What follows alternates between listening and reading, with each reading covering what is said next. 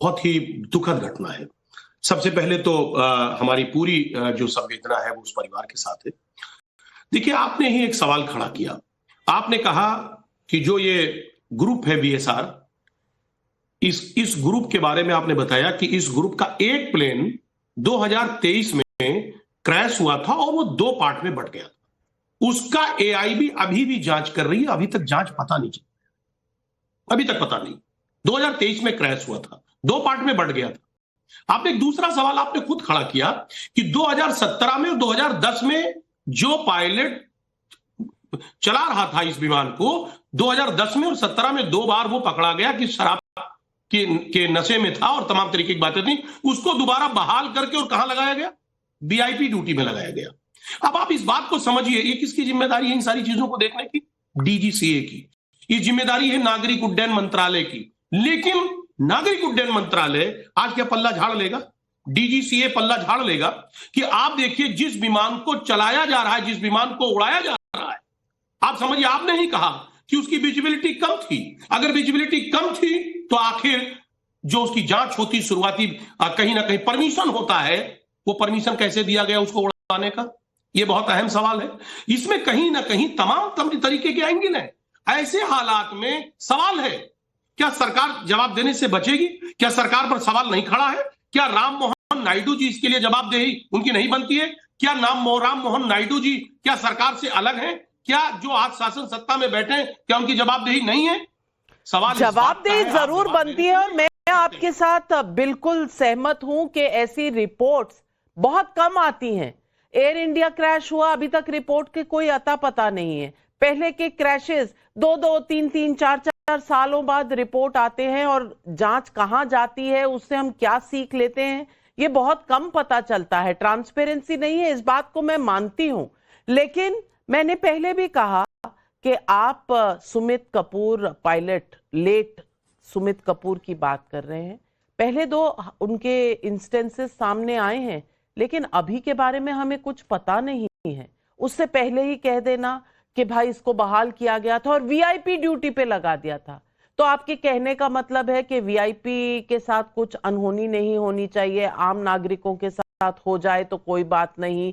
सवाल ये भी है कि कहीं हम संवेदनाहीन तो नहीं हो गए, ये सवाल है। क्योंकि अजीत पवार साहब के साथ विदीप जाधव उनके पीएसओ थे, पिंकी माली जो क्रू थी प्लेन की, और उनके पिताजी की मैं जब तस्वीरें देखती हूँ, उनकी बात सुनती हूँ, दिल दहल जाता है जिसकी बेटी चली गई हो। उसके अलावा पायलट सुमित कपूर, को पायलट शंभवी पाठक, ये तमाम लोग भी तो अपनी जान गंवा चुके हैं। लेकिन डॉक्टर राजू वाघमारे, सवाल ये है कि क्या हमारी एयर सेफ्टी में कहीं ना कहीं कोई चूक है? क्योंकि एविएशन सेक्टर ने तो बहुत आगे बढ़त देखी है। आजकल जो ये प्राइवेट एयरक्राफ्ट हैं वो टैक्सी की तरह यहां से वहां उड़ते हैं, लेकिन इंफ्रास्ट्रक्चर, एटीसी, गाइडेंस और सबसे बड़ा ओवरसाइट क्या पेस रख पा रहा है, या और ऐसे हादसे होते रहेंगे? ये सवाल वाजिब है। आपने बिल्कुल सही कहा है कि ये जो प्राइवेट एयरलाइंस है, अभी ये जो वीएसआर प्लेन की जो हम बात कर रहे हैं कंपनी की, ये कंपनी के कुछ 30-35 प्लेन है। 2023 में भी इनके प्लेन का एक्सीडेंट हो गया था। तो ये प्लेन जो उड़ते हैं सब वीवीआईपीज को लेके या बाकी लोगों को लेके, इसका डीजीसीआई के रूल्स के हिसाब से इसका मेंटेनेंस होता है क्या? इनके जो पायलट्स है वो पायलट्स को उतना घंटे का रेस्ट दिया जाता है क्या? या तो फिर इनको मजदूरों के जैसा काम किया जाता है कि भाई रेस्ट नहीं है, आप चलो और काम करो, बस हमको प्लेन उड़ाना है, हमको पैसे कमाना है। तो इसके बारे में जांच होनी बिल्कुल जरूरी है, क्योंकि कई देश के बड़े दिग्गज नेता, हमारे नेता इस प्लेन से यहाँ वहां जाते हैं, पॉलिटिकल कामों के लिए जाते हैं, और अगर इसकी मेंटेनेंस और इसकी देखभाल अगर रूल्स के हिसाब से नहीं होती है तो उसमें अपने को ध्यान देना पड़ेगा। और ये कम कंपनी के बारे में तो जरूर ध्यान देना पड़ेगा, क्योंकि ये कंपनी का जो 2023 का जो हादसा हुआ उसमें सब जन बच गए, लेकिन वो हादसा क्यों हुआ, क्या कमी थी वो हादसे में, टेक्निकल प्रॉब्लम क्या था, पायलट का क्या पोजीशन था, उसके बारे में कुछ आता ही नहीं।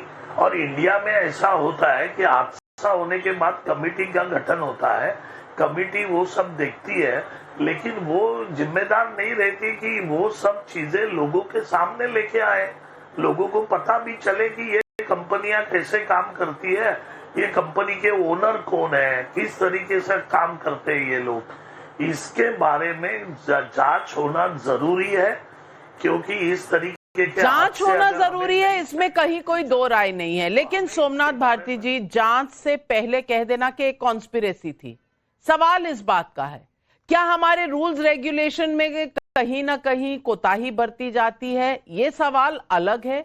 लेकिन कॉन्स्पिरेसी है और ये जबरदस्ती किया गया है, ये मोदी सरकार द्वारा किया गया है, क्योंकि वो उनसे पल्ला झाड़कर इस खेमे में आना चाहते थे, ये तो कोई अलग तरीके का ही आरोप है। मैं पूछना चाहती हूं, चंद घंटों में ये नेता इस तरह के बयान कैसे दे देते हैं? तथ्यों की जरूरत होती है या फिर ये बयान पहले से तैयार होते हैं? नाविका जी, देखिए, सर्वप्रथम तो अजित पवार साहब के पूरे परिवार और महाराष्ट्र के साथियों के साथ मेरी गहरी संवेदनाएं हैं और उनको गहरी श्रद्धांजलि है। साथ में विदीप जी, पिंकी जी, सुमित जी और संभवी पाठक जो थी, ये तो मेरे विधानसभा की हैं जो को पायलट थी। वहां तो बिल्कुल मातम छाया हुआ पूरे कॉलोनी के अंदर। मैं वहां जाकर के आया हूं, आपके लोग भी गए थे वहां। बिल्कुल, और आर्मी पर्सनल की बेटी है, संवेदनाएं और उनको श्रद्धांजलि जी। और दूसरी बात देखिए, क्या है ना कि मन में संदेह पैदा होता है। संदेह क्यों पैदा होता है? इसके कारण है, आपने जो सवाल पूछा है, देखिए, हम कोई इनसेंसिटिव लोग नहीं हैं, हम सेंसिटिव लोग हैं। मात्र 66 साल की उम्र थी अजित पवार साहब की। दूसरा क्या हो रहा है कि जो देखा था आपने पीछे, तो बड़े सारे इंसिडेंट्स हैं, हम उनको क्या गिनवाएं आपको। अजित पवार साहब के ऊपर भाजपा ने इल्जाम लगा रहा, 70,000 करोड़ के उन्होंने लूट कर ली और चक्की पीसिंग क्या कहा था। फिर अजित पवार साहब उसी दबाव में शायद आकर के भाजपा के अंदर मिल गए और डिप्टी सीएम बना दिया भाजपा ने और सरकार चल गई। उसका मजाक उन्होंने खुद उड़ाया था। अभी जो म्युनिसिपल का चुनाव हुआ बॉम्बे के अंदर, उसमें उन्होंने खुद कहा महाराष्ट्र के अंदर कि जी यही देखो बीजेपी है, मुझे पर इल्जाम लगा रहे 17 करोड़ का और अब मैं उनके सरकार में डिप्टी सीएम हूं। उन्होंने भाजपा को भ्रष्ट राक्षस तक कह दिया इस बार चुनाव के अंदर। और फिर उनको जो अपने होम जो गृह क्षेत्र के अंदर जो उनको हार मिली, उसके बाद पवार परिवार के अंदर एकता की बात चल रही थी और किस प्रकार से बीजेपी के साथ डील कर रहा है इसकी बात चल रही थी। इसी कारण संदेह मन में पैदा होता है। और ये वही जहाज है जो 2023 में दुर्घटनाग्रस्त हुआ था मुंबई के अंदर। उसके बावजूद उसमें रिपेयर हुआ नहीं हुआ, क्या नहीं हुआ। अगर आपको याद है जो आपने बात कही, मैं आपका बड़ा आदर करता हूं नाविका जी, आप बड़े अच्छी हैं। देखिए, जून 2025 में